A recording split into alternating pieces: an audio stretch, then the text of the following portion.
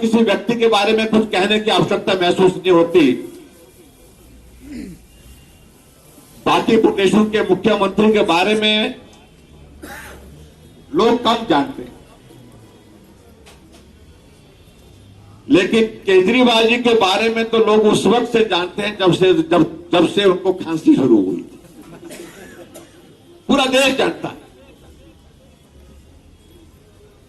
अपनी खांसी का तो इलाज हो गया उनका, और हम यहां दिल्ली में आकर के देख रहे हैं कि दीवारों पर बड़े बड़े होर्डिंग्स लगे हैं, अच्छे बीते 5 साल।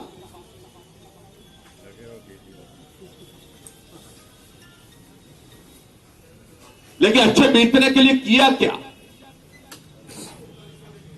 ठीक कह रहे थे हमारे यहां पर पार्टी के हमारे साथी कह रहे थे कि 5 वर्षों में से 4.5 वर्ष तक तो एक ही बात कहते रहे कि मोदी जी काम करने नहीं दे रहे, मोदी जी हमको काम नहीं करने दे रहे। आइए भाई कपिल मिश्रा जिंदाबाद, भाई कपिल मिश्रा जिंदाबाद। वंदे मातरम, वंदे भारत माता की, भारत माता की, भारत माता की। अपनी बात करूं, मैं जिस बात का मैं जिक्र कर रहा था, 4.5 वर्ष तक यही कहते रहे कि मुझे काम नहीं करने दिया गया, मुझे काम नहीं करने दिया जा रहा।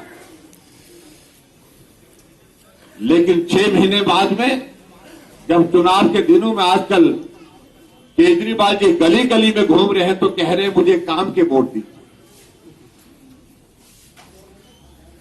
अब सच्चाई क्या है कि वो 6 महीने पहले जो बोल रहे थे वो सच्चाई है, या अभी जो बोल रहे हैं वो सच्चाई है? मैं तो एक बात कह सकता हूं कि अगर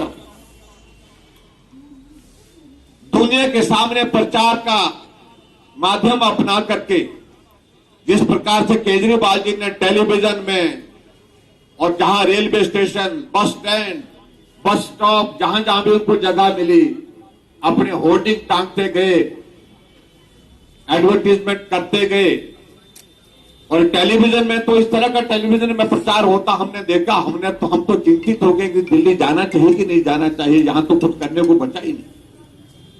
ऐसा प्रचार किया कि जैसा कुछ बचा नहीं करने के लिए सब कुछ कर दिया। और मैं तो मजाक में एक बार कह रहा था, अपने अधिकारियों को पूछ रहा था, मैंने कहा भाई जिस तरह से केजरीवाल जी ने प्रचार का अभियान पूरे देश के लिए चला के रखा है, हमारा प्रचार अभियान का आप लोग भी इस प्रकार से पब्लिक रिलेशन के माध्यम से ऐसा माहौल खड़ा करने की कोशिश करो। लेकिन मैं आपके बीच में यह कह रहा हूं कि जब पता किया तो हमारा और दिल्ली का वोट के हिसाब से तो थोड़ा बहुत फर्क है, लेकिन सीटों के हिसाब से बड़ा अंतर नहीं है। 70 सीटें दिल्ली में है और 68 सीटें हिमाचल प्रदेश में। हमारा प्रचार का बजट 10 करोड़ का होता है और यहां पता चला है कि केजरीवाल ने 500 करोड़ से ज्यादा तो है वो प्रचार पर, फोटो छापने पर ही खर्च कर। ये सच्चाई है। लेकिन असली दिल्ली अगर देखने को मिलती है तो दिल्ली की जब गली में हम निकले तो मालूम पड़ा ये दिल्ली वैसे ही है जैसे 5 साल पहले जिस हालत में, उसमें कोई सुधार काम हुआ है, विकास हुआ है। तो मैं कह सकता हूं जिस शख्सियत को, जिस देश के हमारे नेता को वो गाली देते रहे, उनका योगदान है नरेंद्र भाई मोदी जी। केजरीवाल जी धरना देते रहे, केजरीवाल जी गालियां देते रहे, लेकिन उसके बावजूद हमारे देश के यशस्वी प्रधानमंत्री नरेंद्र भाई मोदी जी दिल्ली के लिए मदद करते रहे। आज भाई और बहनों, मुझे लगता है कि बहुत सारी चीजों कहने की आवश्यकता है कि दिल्ली अब की बात कुछ और रास्ते चल रहे, हट करके चल रही है। ये काम होते रहेंगे। पानी की बात, बिजली की बात आज केजरीवाल जी दिल्ली में कर रहे हैं। 2020 में हम सस्ता बिजली देंगे, सस्ता पानी देंगे। मैं उनको ये कहना चाहता हूं, दिल्ली देश की राजधानी है और दिल्ली के ये चुनाव पानी और बिजली पर जो है चुनाव लड़ने की कोशिश हो रही है।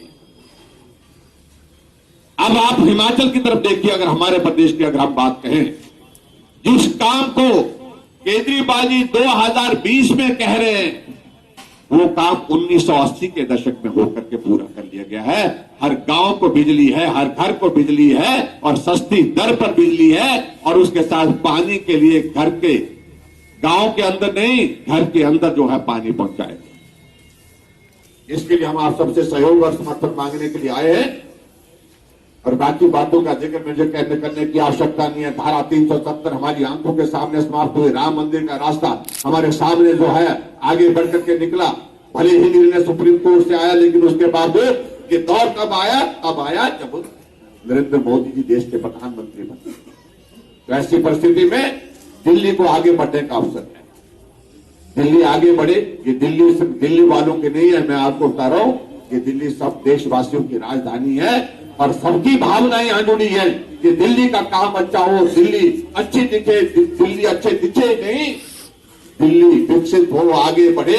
यहां ट्रैफिक में जिस प्रकार से लोगों को परेशानी के दौर में से गुजरना पड़ता है, उसका कोई समाधान निकले, पर्यावरण दिल्ली का ठीक हो सके, इन सारी बातों को लेकर के काम करने की आवश्यकता है। और इसलिए मुझे आप सबके बीच में सिर्फ इतना ही निवेदन करना है कि इस विधानसभा क्षेत्र से हमारी पार्टी के बहुत ही जुझारू नेता कपिल मिश्रा जी को आप अपना समर्थन दें। जीत भाजपा की होगी, निश्चित रूप से होगी। और दिल्ली में हम देख रहे हैं, शाहीन बाग दिल्ली में हो रहा है। हम कहते हैं कि अगर हिम्मत है, जरूरत, तो हिमाचल आकर के देखिए, हिमाचल में धक्का देकर के देखिए। ये तब हो रहा है जब केजरीवाल यहां पर, ये तब हो रहा है जब कुछ तरह की इस तरह के हालात, इस तरह की परिस्थितियां यहां पर दिल्ली में जो है, सब मिलकर के मोदी जी के खिलाफ खड़ा करना चाहते हैं, अमित शाह जी के खिलाफ खड़ा करना चाहते हैं।